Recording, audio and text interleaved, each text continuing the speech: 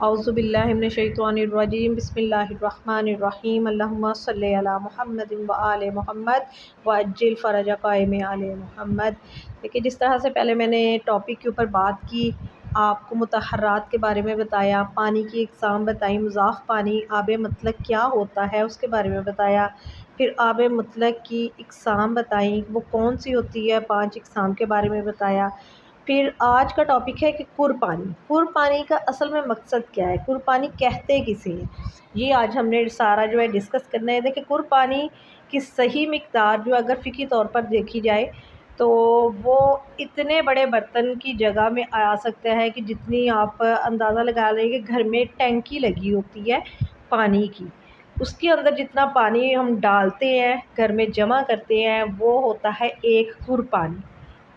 یا اس کے علاوہ کوئی ہالس وغیرہ، سوئمنگ پولس دیکھ لیں، ان کے اندر جو پانی ہوتا ہے وہ یا تو ایک کُر ہوتا ہے یا ایک کُر سے زیادہ ہوتا ہے۔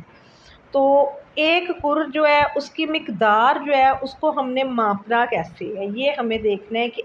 یہ تو ہمیں پتہ چل گیا کہ ایک ٹینکی کی جو مقدار ہوتی ہے وہ ایک کُر ہے، لیکن ایک کُر کی خود مقدار کتنی ہوتی ہے، ایک کُر میں کتنے بالشت پانی جو ہے وہ ہوتا ہے، یہ ہمیں جو ہے وہ جانچ کرنی ہے اصل میں۔ تو یہ میں آپ کو بتاتی ہوں کہ ایک بالشت کے جو ایک کُر پانی ہوتا ہے نا، اس کے اندر جو ہے وہ تقریباً 384 لیٹر پانی ہوتا ہے۔ کہ آپ 3.5 کو ملٹیپلائی 3 بار کریں گے تو تقریباً 42 سے زیادہ ہی تھوڑا سا آتا ہے، یعنی کہ ایک کُر سے تھوڑا سا زیادہ بن جاتا ہے۔ یعنی کہ ایک بالشت کیا ہوتا ہے، بالشت کا مطلب ہے کہ ہمارے انگوٹھا، ہاتھ کا انگوٹھا اور ہاتھ کی چھوٹی انگلی کے درمیان جتنا فرق آ رہا ہے یہ ہوتی ہے ہماری ایک بالشت۔ جب ہماری یہ ایک بالشت ہوگی، یہ ہماری 36 بالشت جب ہم کریں گے تو 36 بالشت کے مطابق یہ ہمارا بن جاتا ہے 384 لیٹر پانی۔ تو آپ خود سوچیں کہ جب 384 لیٹر پانی اگر کسی ٹینکی کے اندر ڈالا جاتا ہے تو وہ ایک کُر سے زیادہ بن جاتا ہے، تو یہ ہوتا ہے ایک کُر۔ جس کی فار ایگزامپل آگے میں آپ کو بتاتی ہوں کہ جس طرح سے اس کے بارے میں بتایا کہ ایک کُر پانی جو ہے اس میں اگر کوئی ناپاک چیز گرے، جیسے کوئی خون کا قطرہ گر جاتا ہے، کوئی ناپاک کپڑا گر جاتا ہے، کوئی پیشاب کے قطرے اگر گر جاتے ہیں تو، یا کوئی سوئمنگ پول میں نہا رہا ہو جاتا ہے، تو اس کی ہمیں کیسے پتہ چلے گا کہ بھئی یہ پانی نجس ہے یا یہ پانی پاک ہے؟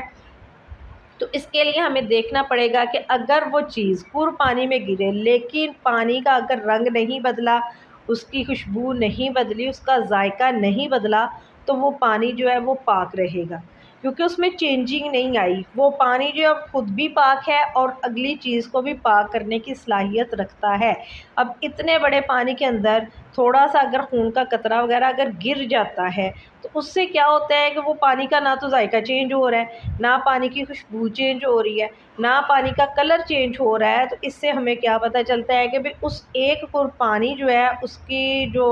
صلاحیت ہے وہ خود بھی پاک ہے، دوسرے کو بھی پاک کرنے کی صلاحیت رکھتا ہے۔ لیکن اگر وہی پانی جو ہے اس کے اندر مقدار نجاست کی زیادہ پڑ رہی ہے اور ایک کُر میں سے اگر وہ کچھ حصے میں اگر پڑ رہی ہے نجاست، خون گر رہا ہے، کوئی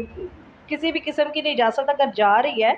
تو ہمیں اگر یہ دیکھنا پڑے کہ وہ کچھ ہی حصے میں گری ہے، کچھ حصہ اس کا پانی کا جو ہے وہ پاک ہے، وہ صاف ہے۔ جیسے کہ یہ میں نے آپ کو یہ ڈائیگرام دی ہوئی ہے کہ اگر ہم نے آپ فرض کریں ایک کُر پانی ہے،